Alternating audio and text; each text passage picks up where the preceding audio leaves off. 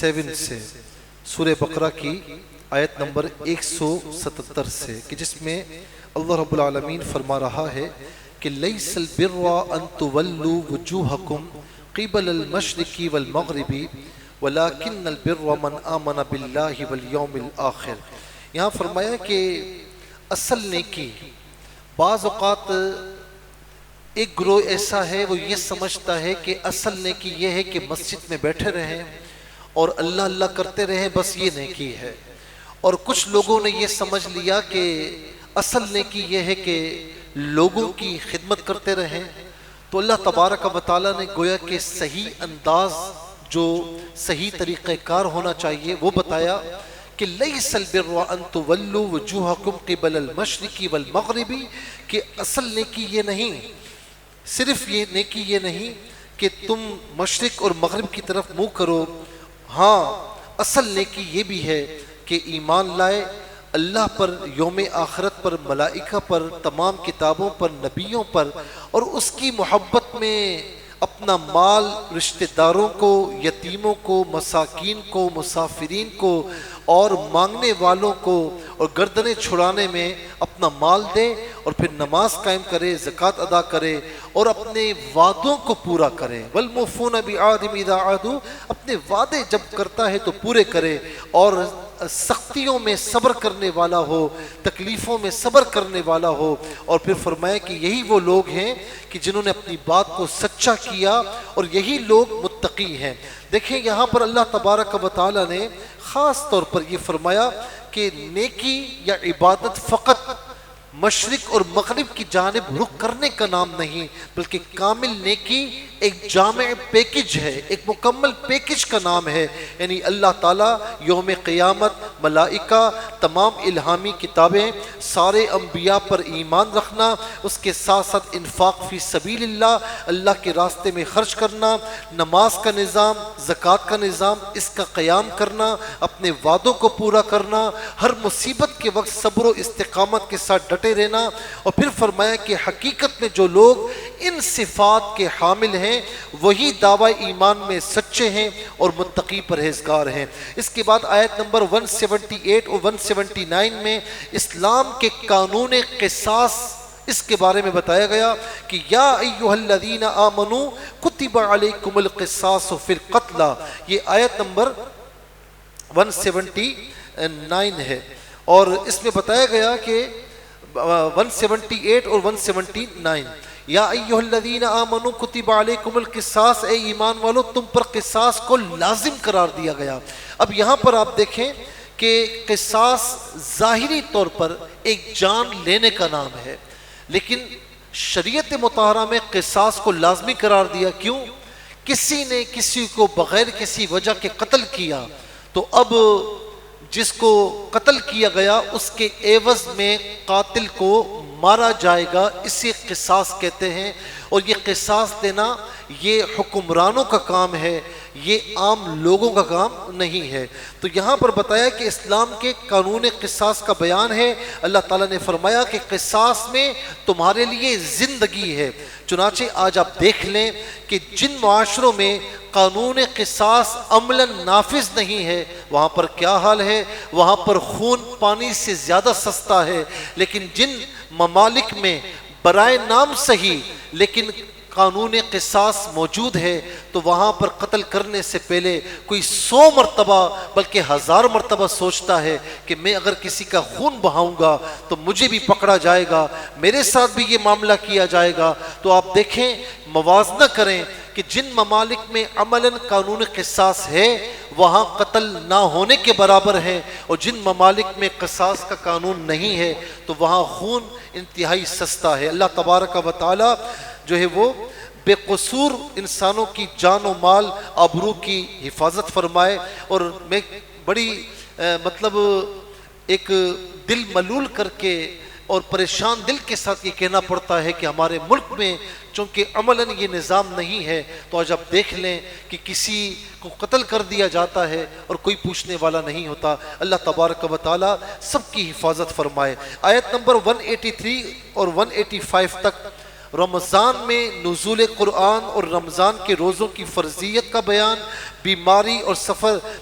یا سفر کی حالت میں عارضی طور پر روزوں کے چھوڑنے کی رخصت جس کی بعد میں قضا کرنی ہوگی، اور اس معاملے کا بیان بھی ہے کہ جو شخص انتہائی ضعیف العمری یا شدید بیماری کی وجہ سے روزہ رکھنے کی طاقت نہ رکھے تو اسے فی روزہ ایک مسکین کا 2 وقت کا کھانا بطور فدیہ دینا ہوگا، لیکن اگر وہ کسی وقت بھی ٹھیک ہو جائے تو فدیہ ساقط ہو جائے گا اور اسے روزے رکھنے ہوں گے۔ اور پھر اس کے بعد رمضان کی راتوں میں غروب آفتاب سے صبح صادق تک روزوں کی پابندیوں کا استثناء ہے، اس کا بیان ہے، اور پھر اعتکاف کی جانب بھی اجمالی اشارہ ہے، اور اس امر کا بیان بھی ہے کہ قمری نظام کا ایک فائدہ روزے اور حج کی عبادت کا تعین بھی ہے۔ اب آپ دیکھیں کہ آیت نمبر 183 میں یا ایھا الذین آمنوا کتب علیکم الصیام کما کتب علی الذین من قبلکم لعلکم تتقون، اے ایمان والو تم پر روزے فرض کیے گئے جس طرح تم سے پچھلی امتوں پر فرض کیے گئے تھے تاکہ تم متقی پرہیزگار بن جاؤ۔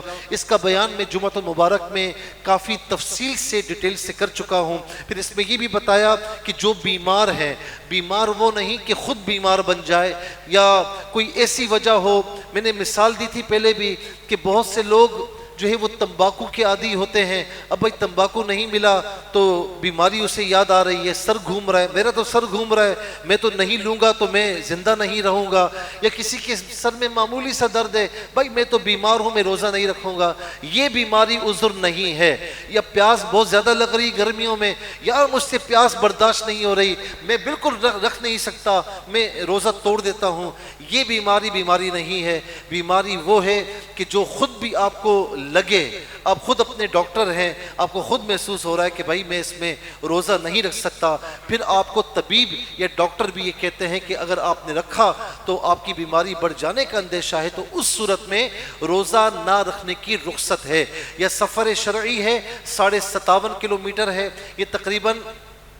57 میل ہے، اور یہ 52.5 کلومیٹر بنتا ہے۔ یہ سفر شرعی کسی نے اتنا کیا ہے تو اس صورت میں اسے روزہ نہ رکھنے کا آپشن ہے، رخصت موجود ہے، اور پھر جتنے روزے چھوڑے گا بعد میں اسے قضا کرنی ہوگی 5 ایام کے علاوہ، عید الفطر کا پہلا دن اور 10ویں 11ویں 12ویں 13ویں ذی الحجہ، یہ عید الاضحیٰ کے 4 دن، تو یہ کل 5 دن روزہ نہیں رکھے گا، اس میں روزہ نہیں رکھ سکتے، اس کے علاوہ کسی دن بھی قضا کرنی ہوگی۔ پھر اس کے بعد اللہ رب العالمین نے آیت نمبر 185 میں یعنی 185 نمبر آیت میں خاص طور پر اس چیز کا بیان ہے،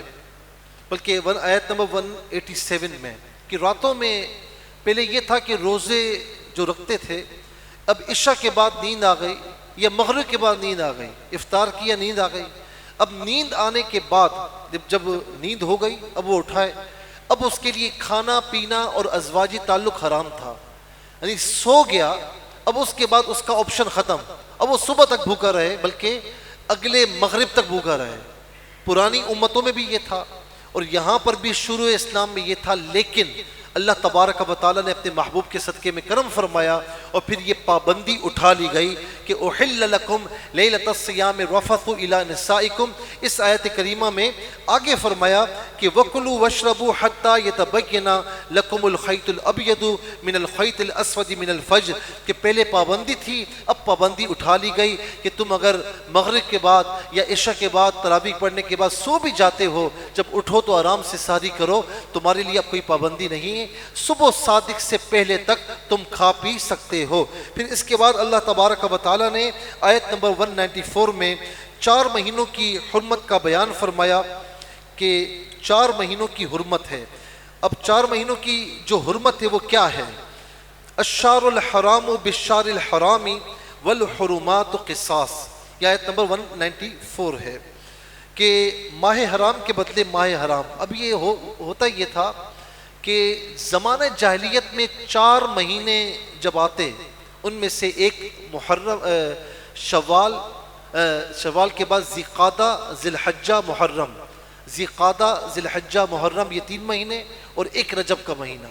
یہ 4 مہینے زمانہ جاہلیت میں بھی حرمت والے کہلاتے تھے۔ اب ہوتا یہ تھا کہ ان مہینوں میں چونکہ لوگ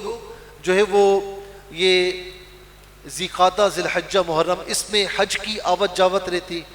کوئی آ رہا ہے کوئی جا رہا ہے، یعنی پہلے قافلے جا رہے ہیں پھر حج کے بعد آ رہے ہیں. تو زمانہ جاہلیت میں بھی ان مہینوں میں لڑتے نہیں تھے، اور رجب کے مہینے کے آس پاس چونکہ عمرہ کرنے کے لیے جاتے تھے تو یہ 4 مہینے حرمت والے تھے. تو اللہ تبارک و تعالیٰ نے بھی پھر ان کی حرمت کو برقرار رکھا کہ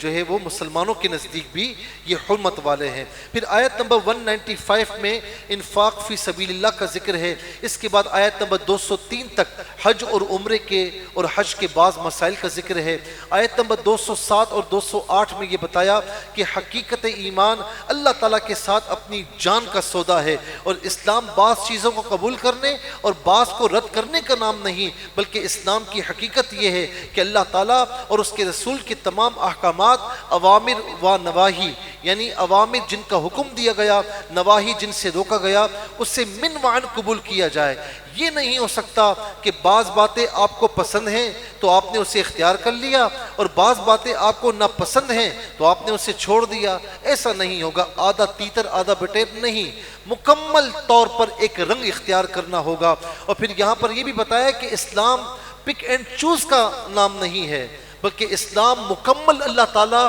اور اس کے رسول علیہ السلام کے احکامات کے آگے سر جھکانے کا نام ہے. یہاں پر آپ دیکھیں آیت نمبر جو ہے وہ 207 میں وَمِنَ النَّاسِ مَن يَشْرِي نَفْسَهُ ابْتِغَاءَ مَرْضَاتِ اللَّهِ وَاللَّهُ رَءُوفٌ بِالْعِبَادِ. اور کوئی آدمی اپنی جان بیچتا ہے اللہ کی مرضی چاہنے میں، اور اللہ تعالیٰ اپنے بندوں پر مہربان ہے. یہ آیت کریمہ بڑی عجیب و غریب ہے، اس کا شان نزول بڑا عجیب و غریب ہے. صہیب بن سنان رومی رضی اللہ تعالیٰ عنہ جب آقا علیہ السلام نے ہجرت فرما لی تو ہر صحابی کی یہ خواہش تھی کہ اب مکہ مکرمہ چھوڑ دیا جائے، مدینہ منورہ جایا جائے. آپ نے بھی رخت سفر باندھا اور درمیان میں کہیں پہنچے تو کفار پیچھا کرتے ہوئے آپ کو پکڑ لیا. آپ نے جب دیکھا کہ میں پکڑا جا رہا ہوں تو آپ نے تلوار میان سے نکالی اور کہا کہ تم کتنے لوگ ہو، مقابلہ کروں گا، پیچھے نہیں ہٹوں گا. تم اگر مجھے مارو گے تو میں بھی 2-3 کو گرا دوں گا، تم مجھے زخمی کرو گے تو میں تمہیں زخمی کروں گا. آؤ ایک تمہیں آپشن دیتا ہوں، تمہارے لیے ایک تمہیں چیز دیتا ہوں. کہا کیا؟ کہا مکہ مکرمہ میں میری جتنی جائیداد ہے وہ ساری لے لو، لیکن میرا راستہ نہ روکو، اس لیے کہ مجھے اپنے پیارے محبوب کے پاس جانا ہے، راستہ نہ روکنا. کفار نے یہ بات مان لی، آپ کی ساری جائیداد انہوں نے لے لی. جب آقا علیہ السلام کا یہ سچا غلام صہیب بن سنان رومی رحمت اللہ رضی اللہ تعالیٰ عنہ آقا علیہ السلام کے پاس پہنچے تو پھر یہ آیت کریمہ نازل ہوئی کہ لوگوں میں سے ایسے بھی ہیں کہ جو اپنا آپ اللہ کی راہ میں بیچ دیتے ہیں، اپنا سب کچھ اللہ کی راہ میں سونپ دیتے ہیں. تو فرمایا کہ یہی لوگ پھر کامیاب ہیں، انہوں نے اللہ کی مرضی کو حاصل کر لیا ہے. ایک طرف اللہ کی رضا ہے اور ایک طرف اپنا سب کچھ ہے، اپنا سب کچھ دے کر اللہ کی رضا کو حاصل کر لیا ہے، اور پھر اللہ رب العالمین ان پر مہربان بھی ہوتا ہے. اور پھر آیت نمبر 208 میں فرمایا کہ ایمان والو آمنوا ادخلوا فی السلم کافہ، اسلام میں پورے کے پورے داخل ہو جاؤ اور شیطان کی پیروی نہ کرنا. تو یہاں پر اس بات کا بھی حکم موجود ہے. پھر اس کے بعد آیت نمبر 214 میں فرمایا کہ جنت کا حقدار بننے کے لیے محض دعوی ایمان کافی نہیں ہے، بلکہ آزمائشیں آئیں گی، آزمائشیں آئیں گی، اس کا استقامت کے ساتھ مقابلہ کرنا ہے. یہاں پر ام حسبتم ان تدخلوا الجنت ولما یاتکم مثل الذین خلوا من قبلکم، ہم تو یہ گمان کرتے ہیں نا کہ خدا نہ خواستہ نماز بھی نہ پڑھیں، نہ سجدے کریں، نہ کوئی عبادت کریں، اور بس سوئیں، صبح آنکھ کھلے اگر مر بھی جائیں تو سیدھا جنت میں داخل ہو جائیں، اور قبر میں جنت کی کھڑکی ہمارے لیے کھول دی جائے، ساری آسائشات ہو جائیں. تو جنت اتنی آسانی سے نہیں ملتی. فرمایا کہ ام حسبتم ان تدخلوا الجنت، تم یہ گمان کرتے ہو کہ تم ایمان لانے کے بعد تمہیں جنت ایسے ہی مل جائے گی، تم پر کوئی آزمائش نہیں آئے گی. پچھلے بھی انبیاء پر آزمائشیں آئی ہیں، اور فرمایا کہ تم پر بھی پچھلے نیک لوگوں پر بھی آزمائشیں آئی ہیں، تم پر بھی آزمائشیں آئیں گی، اور پھر اس کے بعد جنت کا حقدار تمہیں ٹھہرایا جائے گا اس صورت میں کہ جب تم ان آزمائشوں پر پورے اترو. پھر اس کے بعد آیت نمبر 216 میں جہاد کی فرضیت کا بیان ہے کہ جس میں اللہ تبارک و تعالیٰ نے یہاں پر خاص طور پر یہ فرمایا کہ کتب علیکم القتال وهو کرہ لکم وعسى ان تکرہوا شیئا وهو خیر لکم وعسى ان تحبوا شیئا وهو شر لکم۔ وہ کہتے تھے کہ جی جہاد لازم کیوں نہیں ہوتا؟ جب جہاد لازم ہو گیا تو اب انہیں برا لگنے لگا۔ اپنے ظاہرے کے سب کچھ چھوڑ چھاڑ کر جانا اتنا آسان تو نہیں ہوتا۔ تو اللہ رب العالمین فرماتا ہے کہ بعض اوقات کوئی چیز تمہیں بری لگتی ہے لیکن حقیقت میں اللہ کے نزدیک وہ چیز اچھی ہوتی ہے۔ بعض چیز تمہیں کوئی چیز اچھی لگتی ہے لیکن حقیقت میں اللہ کے نزدیک وہ چیز بری ہوتی ہے۔ تو اللہ پر چھوڑ دیا کرو اور اس کی بارگاہ میں یہ دعا کیا کرو کہ مولا جو میرے لیے بہتر ہے وہ عطا فرما، جو بہتر نہیں وہ مجھ سے دور فرما دے۔ پھر اس کے بعد آیت نمبر 222 میں اس امر کا بیان ہے کہ ایام مخصوصہ میں یعنی حالت حیض و نفاس میں عورت سے مباشرت منع ہے۔ اس میں آیت نمبر 222 میں ہے اور اس میں یہ باقاعدہ اللہ تبارک و تعالیٰ نے فرمایا وَيَسْأَلُونَكَ عَنِ الْمَحِيضِ قُلْ هُوَ أَذًى فَاعْتَزِلُوا النِّسَاءَ فِي الْمَحِيضِ، اور تم سے پوچھتے ہیں حیض کا حکم تو آپ فرمائیں کہ وہ ناپاکی ہے تو عورتوں سے حیض کے ایام میں دور رہا جائے، ان کے ساتھ ریلیشن قائم نہ کیا جائے، اس بات کا بیان ہے۔ پھر آیت نمبر 224 میں آگے اگر آ جائیں تو آیت نمبر 224 میں اللہ تبارک و تعالیٰ نے یہ فرمایا اگر کسی نے ایسی قسم کھا لی جس پر قائم رہنا شریعت کی روح سے ناپسندیدہ ہے تو اسے چاہیے کہ اسے توڑ دے اور کفارہ ادا کرے۔ یہ باقاعدہ اللہ تبارک و تعالیٰ نے یہاں پر بیان فرمایا کہ وَلَا تَجْعَلُوا اللَّهَ عُرْضَةً لِأَيْمَانِكُمْ أَن تَبَرُّوا وَتَتَّقُوا وَتُصْلِحُوا بَيْنَ النَّاسِ وَاللَّهُ سَمِيعٌ عَلِيمٌ، اور اللہ کو اپنی قسموں کا نشانہ نہ بناؤ کہ احسان اور پرہیزگاری اور لوگوں میں صلح کرنے کی قسم کھا لو، اللہ تعالیٰ سنتا ہے جانتا ہے۔ کوئی اگر ایسی غلط قسم کھا لے کہ جی میں نماز نہیں پڑھوں گا، کوئی قسم کھا لے میں نفل نہیں پڑھوں گا، کوئی قسم کھا لے کہ میں روزے نہیں رکھوں گا، تو شریعت کے خلاف کسی امر پر قسم کھا لے میں اپنے فلاں بھائی سے بات نہیں کروں گا تو اس سے پھر توڑنا ہوتا ہے، اس قسم کو توڑنا ضروری ہے۔ ہاں قسم کھائی ہے تو اس کا کفارہ دینا ہوگا۔ کفارہ یہ ہے کہ 10 مساکین کو کھانا کھلائے، اور اگر اس کی طاقت نہیں ہے فَكَفَّارَتُهُ إِطْعَامُ عَشَرَةِ مَسَاكِينَ مِنْ أَوْسَطِ مَا تُطْعِمُونَ أَهْلِيكُمْ أَوْ كِسْوَتُهُمْ أَوْ تَحْرِيرُ رَقَبَةٍ فَمَن لَّمْ يَجِدْ فَصِيَامُ 3 أَيَّامٍ۔ اگر 10 مساکین کو کھانا کھلانے کی قدرت نہیں ہے تو پھر 3 جو ہے وہ روزے رکھ لے، تو یہ قسم کا کفارہ ہے۔ غلط یعنی شریعت کے خلاف قسم کھائی ہے تو پھر اسے توڑنا ہوگا اور پھر اس قسم کا کفارہ ادا کرنا ہوگا۔ یہ بات اللہ رب العالمین نے یہاں پر بیان فرمائی۔ اور پھر آیت نمبر 225 میں اس بات کا بیان ہے کہ تم نیکی اور تقوی اور لوگوں کی خیر خواہی سے بچنے کے لیے اللہ کے نام کی قسمیں کھانے کو بہانہ نہ بناؤ، اور فرمائیں کہ اللہ کے نزدیک مواخذہ ان قسموں پر ہوگا جو پختہ ارادے سے کھائی ہوں، یعنی غیر ارادی قسموں پر مواخذہ نہیں ہے۔ اب یہ بات یاد رکھیں کہ بات میں یعنی سچی بات میں بھی بار بار قسم نہیں کھانی چاہیے۔ مسلمان کی زبان ایک ہوتی ہے، وہ اگر بات کرے تو قسم کھانے کی جو ہے نوبت نہیں آنی چاہیے۔ اگلا بندہ یقین کر لے کہ اس نے کبھی جھوٹ نہیں بولا تو یہ اب بھی جھوٹ نہیں بول رہا۔ اسی طریقے سے کاروبار میں آپ کاروبار کر رہے ہیں اور بات میں قسم کھا رہے ہیں، ہاتھ میں تسبیح ہے، لوگوں پر کسٹمرز پر یہ ظاہر کر رہے ہیں کہ جی میں بڑا مذہبی آدمی ہوں، میں کبھی جھوٹ نہیں بولوں گا، اور اس کی آڑ میں سب کچھ ہو رہا ہوتا ہے، تو بات پر قسم کھانے سے اللہ رب العالمین نے منع فرمایا کہ میرے نام کو قسموں میں استعمال نہ کرنا۔ ہاں کسی نے کہیں پر کوئی تہمت لگی ہے آپ پر اور اس پر ظاہر ہے کہ آپ کا صاف ہونا ضروری ہے، تو وہاں پر آپ حلف کے ساتھ قسم کے ساتھ آپ بات کر سکتے ہیں، لیکن خواجہ ضرورت نہ ہو تو وہاں قسم نہیں کھانی چاہیے۔ اسی طریقے سے کوئی کہے کہ میری ماں کی قسم، میرے باپ کی قسم یا نبی کی قسم، تو یاد رکھنا کہ قسم فقط اللہ رب العالمین کے نام کی ہوتی ہے اور قرآن کی ہوتی ہے، اس کے علاوہ کوئی قسم شرعی قسم نہیں ہوتی۔ اور یہ بات بھی یاد رہے کہ قسم کی عام طور پر 3 اقسام بیان کی جاتی ہیں۔ قسم کو عربی میں یمین کہتے ہیں، قسم کو عربی میں یمین کہتے ہیں۔ ایک وہ قسم ہوتی ہے کہ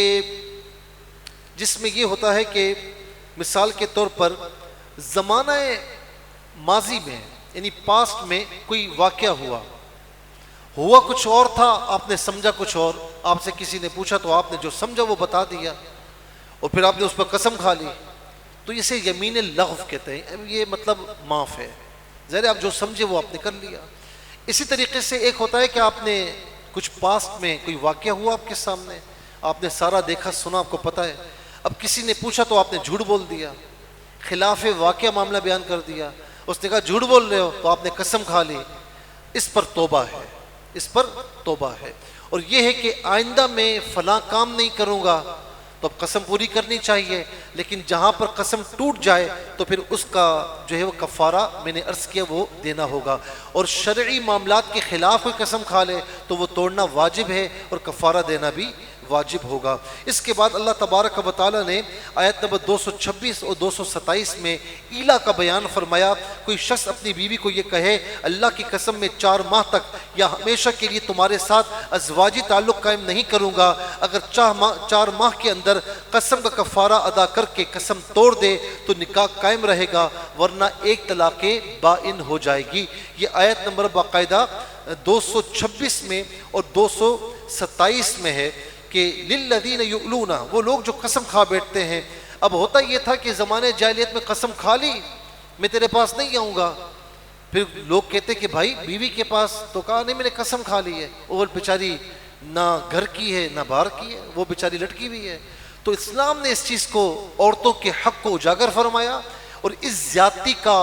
سد باب فرمایا کہ کسی نے اگر قسم کھا لی ہے، اسے ایلا کہتے ہیں کہ میں تجھ سے مقاربت نہیں کروں گا، میں تجھ سے ریلیشن قائم نہیں رکھوں گا، قسم کھا لی تو 4 مہینے ہیں، 4 مہینے سے پہلے قسم توڑ اور کفارہ ادا کر اور اس کے ساتھ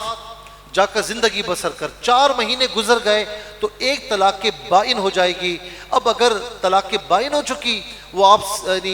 ایلا کرنے والے کے نکاح سے نکل چکی ہے، اب اگر نکاح کرنا چاہتا ہے تو نیا نکاح کرنا ہوگا نئے مہر کے ساتھ، اور اس کے بعد 2 طلاقوں کا حق باقی رہے گا، یہ بات یاد رہے۔ پھر اس کے بعد اللہ تبارک و تعالی نے آیت نمبر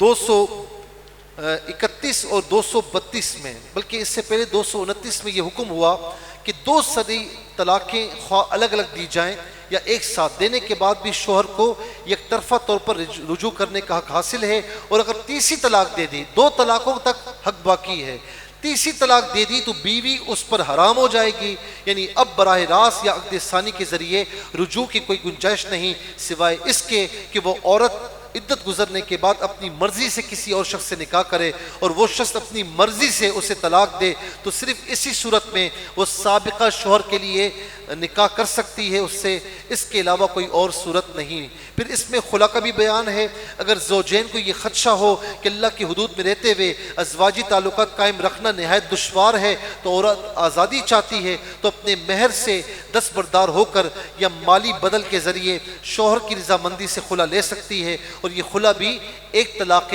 بائن ہوتی ہے۔ جب خلا دیتا ہے یعنی شوہر خلا لیتی ہے اور بیوی خلا لیتی ہے اور شوہر خلا دیتا ہے، یاد رکھنا کہ یہ معاملہ عدالت میں ہوتا ہے۔ اب عدالت میں شوہر گیا اور اس نے خلا دی تو ہوگی، شوہر نے نہیں دی تو بیوی کے کہنے سے یا عدالت کے کہنے سے وہ شرعی طور پر خلا لاگو نہیں ہوگی۔ اس میں بیوی نے جو مہر لیا ہوتا ہے وہ واپس کرنا ہوتا ہے یا مہر معاف کرنا ہوتا ہے، اس کے بدلے میں شوہر طلاق دیتا ہے، اسے خلا کہتے ہیں، اور یہ خلا ایک طلاق بائن ہوتی ہے۔ اس کے بعد بھی اگر وہ ساتھ رہنا چاہیں، ظاہر ہے کہ ایک طلاق بائن ہے، اس کے بعد بھی ساتھ رہنا چاہیں تو نیا نکاح اور نئے مہر کے ساتھ کر سکتے ہیں، اور اس میں یہ ہوگا کہ اس کے بعد پھر 2 طلاقوں کا حق ہی باقی رہے گا۔ پھر اس کے بعد آیت نمبر 231 اور 32 میں یہ بیان ہوا کہ عورت کو طلاق رجعی دینے کے بعد اگر خوشدلی سے حسن سلوک کے ساتھ اپنے نکاح میں رکھنے کا ارادہ ہو تو عدت ختم ہونے سے پہلے رجوع کر لو، اور اگر اسے حسن سلوک کے ساتھ نکاح میں رکھنے کا ارادہ نہیں ہے تو محض ضرر پہنچانے اور اذیت دینے کے لیے اسے رجوع نہ کرو۔ زمانہ جاہلیت میں یہ ہوتا تھا کہ کوئی معاملہ ہے، کوئی انبن ہو گئی، طلاق دے دی، طلاق دینے کے بعد اسے لٹکائے رکھا، پھر جب چاہا رجوع کر لیا، جب چاہا طلاق دے دی۔ تو اب اسلام نے بتا دیا کہ طلاقیں 3 ہیں، 2 طلاقوں تک تو تمہیں اختیار ہے، 2 طلاقوں کے بعد تیسری طلاق دی تو اب تمہیں کوئی اختیار نہیں ہے، وہ عورت حرام ہو چکی ہے۔ اور جب تم طلاق رجی دیتے ہو ایک، تو اس کے بعد صحیح سوچ سمجھ لو کہ تم اس کے ساتھ رہ سکتے ہو نہیں، خواہ بیوی کو پریشان نہ کرو، اس سے لٹکا کے نہ رکھو۔ اس کے بعد اللہ تبارک و تعالیٰ نے آیت نمبر 233 میں اس امر کا بیان فرمایا کہ والوالدات یرضعن اولادہن حولین کاملین، کہ رضاعت کی کامل مدت 2 سال ہے۔ اگر 2 سال سے کم مدت میں ماں کا دودھ چھڑانے سے بچے کی زندگی کو کوئی خطرہ نہ ہو یا دوسری غذاؤں سے اس کی ضرورت پوری ہو سکتی ہے تو اس مدت کی تکمیل اس صورت میں مستحب ہے۔ خدا نہ خواستہ شیرخوار بچے کی ماں کو طلاق ہو جائے تو دودھ پلانا پھر بھی ماں کی ذمہ داری ہے، اور دستور کے مطابق اس کے ضروری اخراجات بچے کے باپ کے ذمے ہوں گے۔ یہ بھی حکم ہوا کہ بچے کی وجہ سے نہ ماں بچے کے باپ کے لیے باعث ضرر بنے اور نہ ہی بچے کا باپ اس کی ماں کے لیے ضرر رساں بنے۔ رضاعت کا بیان ہے کہ 2 سال کی رضاعت ہے، 2 سال کی مدت ہے، اور 2 سال سے پہلے اگر ماں باپ سمجھتے ہیں کہ بچہ اب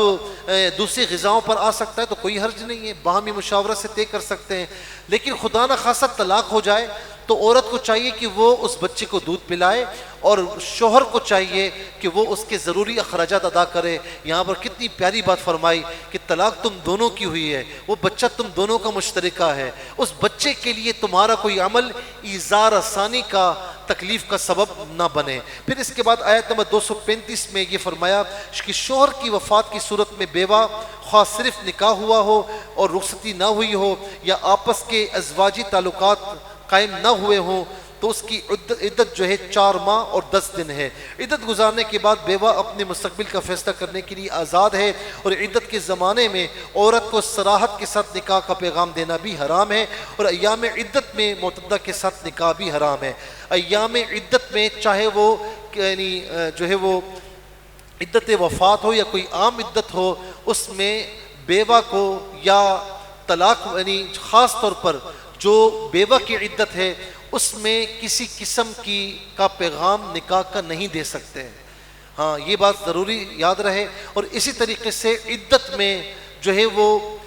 یعنی جو کوئی عورت عدت میں ہو تو اسے عدت کے دوران جا کر نکاح کے لیے کہنا یا پیغام دینا یہ بھی منع ہے، اور صراحتاً منع ہے۔ ہاں یہ ہے کہ کسی کے ذریعے کچھ اس طرح پیغام ان کے بڑوں کو پہنچا دے کہ وہ اشارتاً اس سے کہہ دے، اشارتاً ایک اپنی طرف سے بات کہہ دے تو اس میں حرج نہیں، لیکن صراحتاً نکاح کا پیغام دوران عدت یہ نہیں دیا جا سکتا، اور عدت کے دوران نکاح بھی حرام ہے، اس بات کو مد نظر رکھیں۔ آیت نمبر 237 میں اس امر کا بیان ہے، کسی شخص کا کسی عورت کے ساتھ نکاح ہوا، رخصتی عمل میں نہ آئی اور خلوت بھی نہ ہوئی جس میں ازواجی تعلق میں کوئی مانع نہ ہو، تو ایسی صورت میں عورت کو طلاق دینے کی صورت میں جو مہر مقرر ہے تو اس کا نصف ادا کرنا ہوگا، اور اس عورت پر عدت بھی نہیں ہوگی۔ اس عورت کی بات ہو رہی ہے کہ جس کو شوہر یعنی رخصتی نہیں ہوئی ہے، نکاح ہوا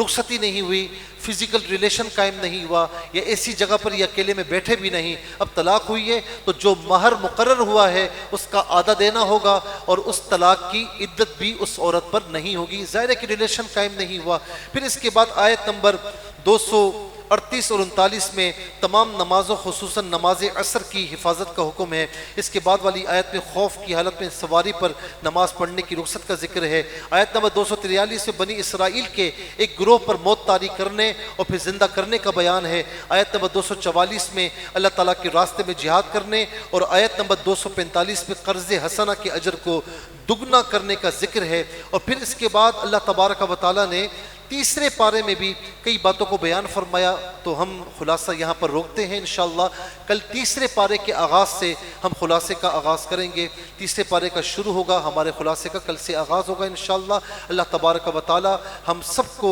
قرآنی احکامات سیکھنے اور اس پر عمل پیرا ہونے کی توفیق مرحمت فرمائے، آمین بجاہ النبی الامین وما علیہ الا البلاغ المبین۔ الحمدللہ رب العالمین والصلاة والسلام علی سید الانبیاء والمرسلین، اللہم صلی علی سیدنا ومولانا محمد معدن الجود والکرم وآلہ واصحابہ وبارک وسلم۔ اللہم ربنا تقبل منا صلاتنا وقیامنا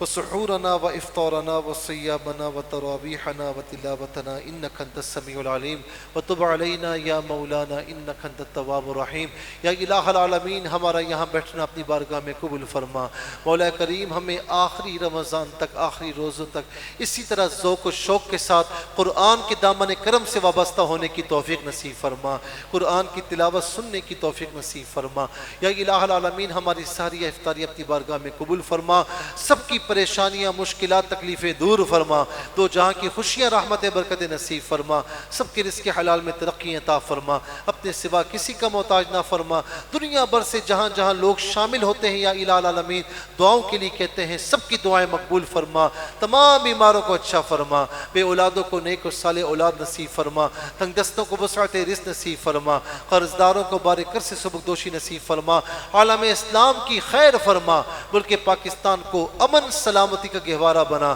بہت سے لوگوں نے، ماؤں نے دعاؤں کے لیے کہا، یا الہ العالمین جن جن کی بچیوں کے رشتوں کے مسئلے ہیں ان کی رشتوں کی رکاوٹیں دور فرما، اچھے نیک صالح رشتے عطا فرما۔ جہاں یا الہ العالمین رشتہ ہونے کے بعد چپکلشیں ہیں، محبتوں سے تبدیل فرما، چپکلشیں دور فرما۔ یا الہ العالمین جو بے جا مقدمات میں جیلوں میں اسیر ہیں رہائی عطا فرما۔ یا الہ العالمین تمام مرحومین کی مغفرت فرما۔ یا الہ العالمین بار بار حرمین طیبین کی زیارت نصیب فرما، حرمین طیبین میں ایمان بالخیر موت نصیب فرما، ہماری ایک ایک دعا پر فرشتوں کی آمین فرما۔ وصلی اللہ تعالی علی خیر خلق محمد وآلہ وصحبہ اجمعین برحمتک یا